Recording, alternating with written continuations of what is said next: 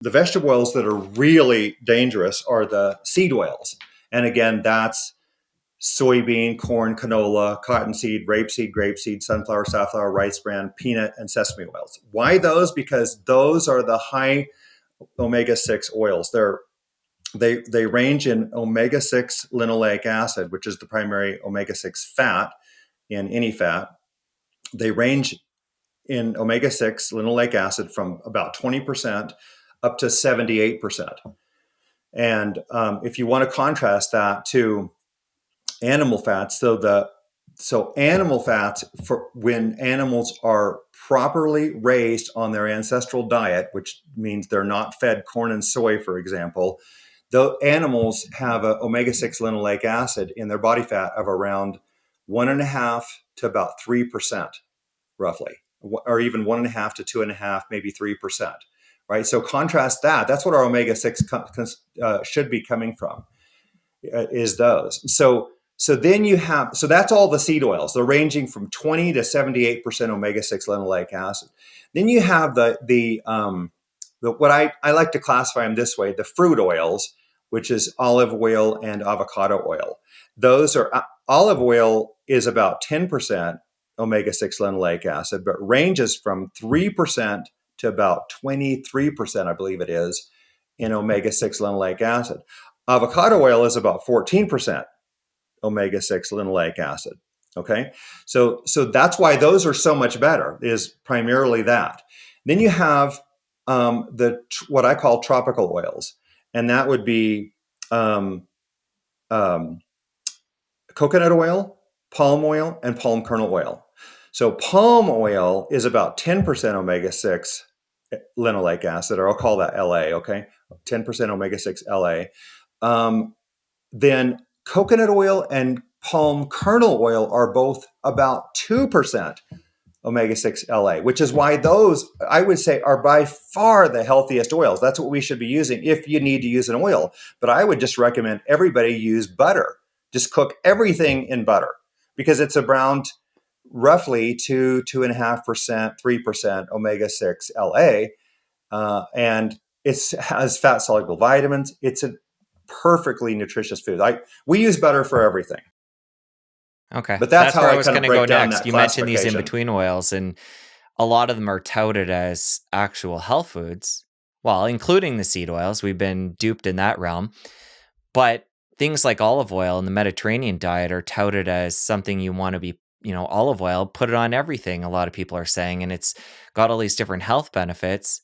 So you're saying, given the research you've done and what you know, just skip that, go right to butter. I would. We could talk about olive oil for a long time, but in a nutshell, I'll just say this, Jesse. The number one problem with so-called olive oil in the United States is that 4/5 of it, 79%, is adulterated or not of good quality, and that's been proven by research. So when people think they're buying olive oil, 4 out of 5 bottles are not true olive oil, or the quality is very poor, meaning they're not packaged properly, they're old, they're oxidized, all these kind of things. So you've got a lot of problems there. Then you don't know the omega-6 LA content of olive oils. But if you could guarantee that you've got authentic, fresh, properly bottled and stored olive oil and used within 6 weeks, I would say go for it. I think it's a good, healthy oil. And then coconut oil and palm kernel oil, they're even better in my view. None of these oils, though, have any vitamins A, D, or K2, which you will get all of those in butter, for example. And you'll get those in tallow, beef tallow, too. You won't get very much of those in pork lard, of those vitamins. It's it's not a very good source of those fat-soluble vitamins. But this is a huge part of what's going on with all of our degenerative disease and inflammatory disease, is this lack of fat-soluble vitamins as well. All right, that's a great breakdown. Where my head goes is you're explaining that with the olive oil, and maybe we can get into the specifics of your diet later, but for people that are having salads, butter just wouldn't work so well making a salad dressing. So I guess we can get into it now. Are you somebody that has salads? And if you do, what oil do you put on those? You know what? I use melted butter for salad oil. I've never heard of anybody doing that. I might be the only one. Like I said, I use butter for everything. I will not use, if I'm going to use any kind of other salad dressing, I would use vinaigrette. So that's going to be like balsamic vinaigrette. So you're not going to have any of the highly polyunsaturated oils in that typically. I mean, if you find, it shouldn't have any.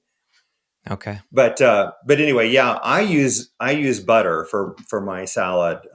That's otherwise I don't use it, because good luck finding you won't find hardly any vegetable any salad dressing anywhere that's not made with vegetable oils. How do you feel about butter versus purified butter or ghee?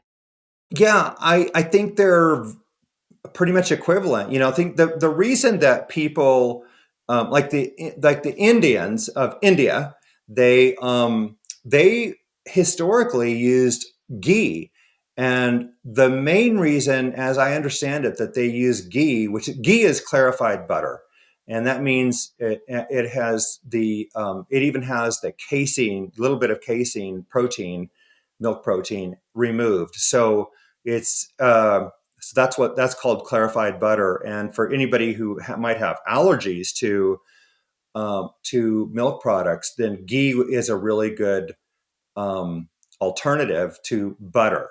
But I think very, very few people probably have that reaction. But so ghee, because it doesn't have any protein in it, it's just the pure fat of milk, right?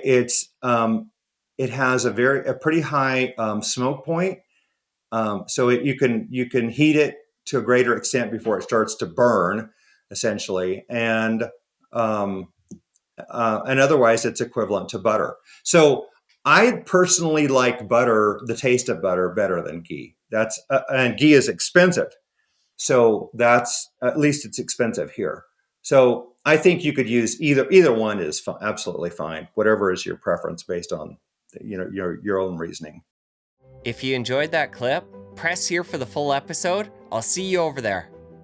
Everybody seems to know that all of these diseases, obesity, coronary heart disease, atherosclerosis, Alzheimer's, macular degeneration, diabetes, all these things are connected by mitochondrial dysfunction. Why are they connected?